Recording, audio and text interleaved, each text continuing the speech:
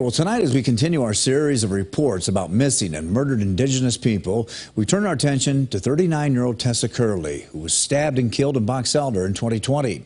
There are still no arrests in the case. But as KELONEWS' Dan Santella reports, Curley's mother does not want to see her daughter's name forgotten. SHARON Plenty uses words like kind and gentle soul to describe her daughter Tessa Curley. She would help the less fortunate.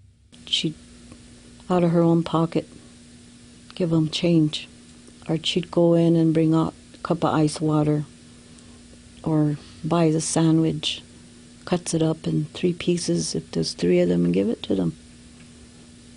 And she was like that. Curley was 39 years old when she violently lost her life in 2020 in Box Elder. According to the Pennington County Sheriff's Office, a stabbing took Curley's life. My daughter was murdered in her own home. Plenty says the investigation is ongoing. Lots of questions of why this, why that. And it got to the point it was going to drive me crazy. And so that I reached out to these 2 ladies, and they've been there for me, my support. Those ladies are Lily Mendoza and Darla Black. Mendoza is a member of the Cheyenne River Sioux tribe. She founded the Red Ribbon Skirt Society, which supports, advocates, and educates about missing and murdered Indigenous women.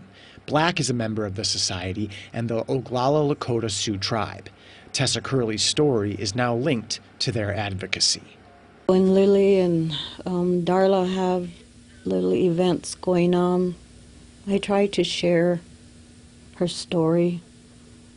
You know, it's hard, but I have to speak for her to get the story out there, because I don't want another parent to go through what I go through every day.